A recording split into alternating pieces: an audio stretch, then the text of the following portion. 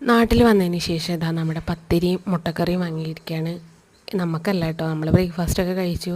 നമുക്ക് ചെറിയൊരു ഗസ്റ്റ് ഉണ്ടായിരുന്നു, അപ്പോൾ അവർക്ക് കൊടുക്കാൻ വേണ്ടിയിട്ട് അങ്ങനെ വാങ്ങിയതാണ്. പക്ഷേ ഇതിൻ്റെ ടെക്സ്ചർ എന്ന് പറയുന്നത് ഒരു മൈദ മിക്സ് ആയിരുന്നുകൊണ്ട് എന്തോ എനിക്ക് വലിയൊരു ഇഷ്ടപ്പെട്ടില്ലേ. പക്ഷെ കാണാൻ നല്ല നല്ല ഭംഗിയുണ്ട്, പൊങ്ങി കിടക്കുന്നൊക്കെ ഉണ്ടെങ്കിലും എനിക്ക് കൂടുതലും മൈദ മിക്സ് ചെയ്യാത്ത പത്തിരിയോടാണ് താല്പര്യം.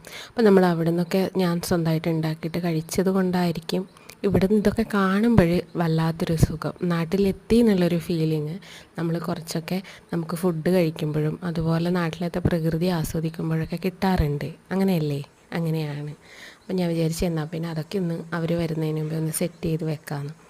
ഒരാൾ മാത്രമേ ഉള്ളൂ, അതുകൊണ്ട് പിന്നെ അധികമൊന്നും വാങ്ങിയില്ല. പിന്നെ പിള്ളേരും ഇല്ലാത്തതുകൊണ്ട് ഇത് വാങ്ങിയത് മൊത്തം അങ്ങ് വേസ്റ്റാവേ. അതുകൊണ്ട് ഞാൻ പറഞ്ഞു വളരെ കുറച്ച് മാത്രം ക്വാണ്ടിറ്റി വാങ്ങിയാൽ മതിയെന്ന്. പിള്ളേരൊക്കെ ഉണ്ടെങ്കിൽ പിന്നെ അവർ കയറിയിട്ട് ഇറങ്ങിയിട്ടൊക്കെ ഓരോന്നായിട്ടൊക്കെ എടുത്തെടുത്ത് കഴിക്കും.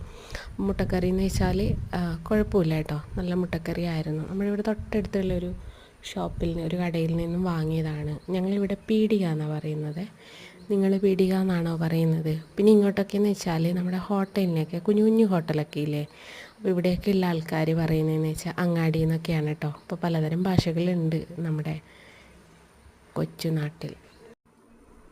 ഇപ്പോഴും എനിക്കൊന്ന് പഴയ പഴയ ആൾക്കാരൊക്കെ ഉള്ളതുകൊണ്ട് ആ വാക്കുകൾ ഇന്നും ഇങ്ങനെ ഉച്ചരിച്ച് വരുന്നേ. അപ്പോൾ അങ്ങാടി കടകളൊക്കെ ചിലപ്പോൾ അങ്ങാടി എന്നൊക്കെ പറയും. പിന്നെ എന്ന് വെച്ചാൽ പീടിക എന്ന് പറയും. ചിലപ്പോൾ കുഞ്ഞു കുഞ്ഞു ഹോട്ടലിനൊക്കെ അങ്ങാടി ഹോട്ടൽ അല്ലെങ്കിൽ അങ്ങാടി കട അങ്ങനെയൊക്കെ പറയാറുണ്ട്. ഓരോ നാടുകളിൽ ഓരോ ഭാഷയില്ല. അപ്പോൾ ഇതൊക്കെ ഒന്ന് സെറ്റാക്കി ഇനിയിപ്പോൾ അവർ വന്നിട്ടൊന്ന് വിളമ്പി കൊടുക്കേണ്ട കാര്യമേ ഉള്ളൂ. അതിനിടയിൽ ഞാൻ ചായയും കൂടെ ഒന്ന് റെഡിയാക്കി വെച്ച്. കണ്ടോ ഈ ഒരു ടെക്സ്ചർ? ഇത് ശരിക്കും മൈദ മിക്സ് ആയിട്ടുള്ളതാണേ.